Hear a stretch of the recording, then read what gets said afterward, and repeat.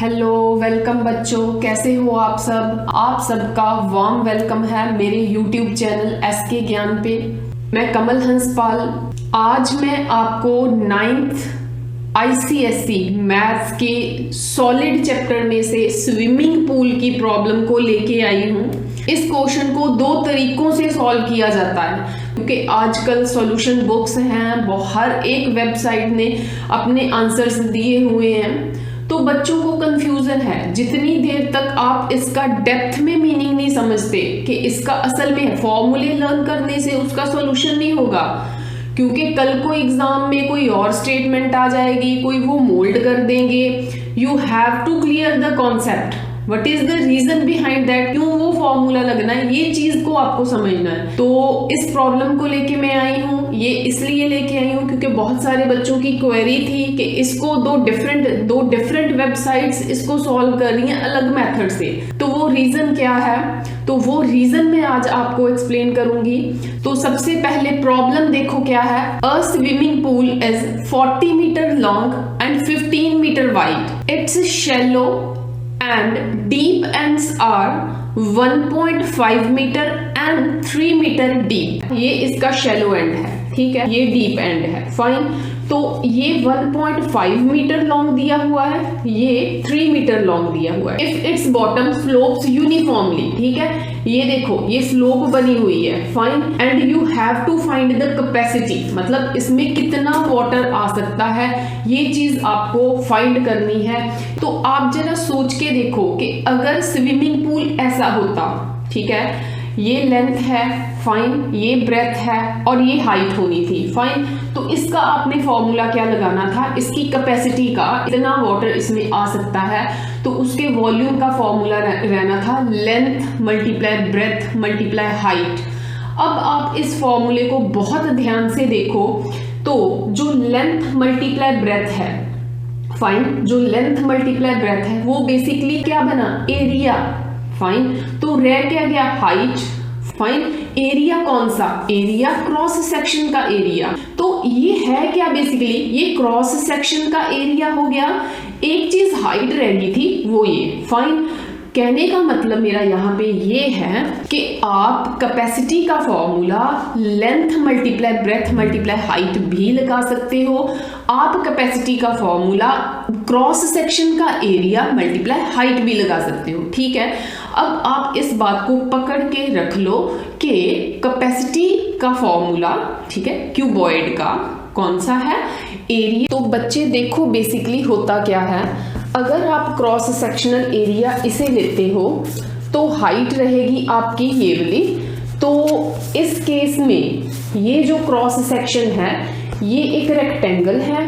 Area of cross section का मतलब है लेंथ मल्टीप्लाई ब्रेथ, मतलब रेक्टेंगल का एरिया लेंथ मल्टीप्लाई ब्रेथ। तो हाइट कौन सी रहेगी, ये एंड ये, फाइन। तो इन दोनों में कौन सी ले, इन दोनों का मीन ले लिया जाता है 1.5 + 3/2, ठीक है। तो अगर आप क्रॉस सेक्शन इसे लेते हो तो ये बेसिकली एक ट्रेपीजियम है। तो फॉर्मूला रहेगा area of cross section multiply height, ठीक है। तो क्रॉस सेक्शन इस केस में ट्रेपीजियम है, एरिया है वो रहेगा 1/2 sum of parallel sides. Parallel sides कौन सी हैं, ये एंड ये पैरेलल साइड्स है, ठीक है, ये पैरेलल नहीं ना हो सकती। सम ऑफ पैरेलल साइड्स मल्टीप्लाई ये पैरेलल साइड्स में हाइट रहेगी ये, ठीक है, ये स्लैंटिंग नहीं लेनी, स्लोप वाली नहीं लेनी आपने, ये वाली, फाइन। तो इसके लिए जो आप वैल्यूज सब्स्टिट्यूट करोगे वो रहेंगी 1/2 सम ऑफ पैरेलल साइड्स, मतलब 1.5 + 3 मल्टीप्लाई हाइट, हाइट कौन सी, ये वाली, ठीक है। जो मैंने अभी अभी जितना बोला ये एरिया ऑफ ट्रेपीजियम है। तो एरिया ऑफ ट्रेपीजियम हो गया, मतलब एरिया ऑफ क्रॉस सेक्शन हो गया। तो रह क्या गया, हाइट। तो हाइट क्या है, जब फेस आपने ये लेना है तब हाइट कौन सी है, तब हाइट ये रहेगी, ये हाइट रहेगी। तो ये तो दोनों सेम है, ठीक है। इसके लिए मीन निकालने की जरूरत नहीं है। बेसिकली अगर आप निकालोगे भी मीन तो वो क्या रहेगा, 15 + 15/2, ठीक है, 30/2। 30/2 क्या बना 15 क्या है, ये वाली हाइट आई बात समझ में, ठीक है। हाइट इस केस में 15 सेंटीमीटर रहेगी। अब ओवरऑल अगर आपको मैं कहूँ कि इसकी आपने कैपेसिटी फाइंड करनी है तो ये आप पे डिपेंड करता है। अगर तो आप फेस ये लेते हो मतलब रेक्टेंगल का एरिया लगा दो, उसके लिए ये दो हाइट्स अलग अलग हैं, इसलिए इसका मीन ले लिया जाता है, मतलब दोनों का प्लस करके अपॉन 2। तो सेकंड केस है, अगर आप क्रॉस सेक्शन इसे लेते हो तब आप एरिया ऑफ क्रॉस सेक्शन लगा के इसको एक ट्रेपीजियम कंसिडर करो। आप कैसे एक ट्रेपीजियम का फॉर्मूला लगाते होते थे, क्रॉस सेक्शन ये रहेगा एंड इस केस में हाइट जो है वो ये रहेगी। तो आप इन दोनों को सॉल्व करो तो आपको 1350 कैपेसिटी मिलेगी दोनों केसेस में। नेक्स्ट आंसर को आपको लीटर्स में कन्वर्ट करना है।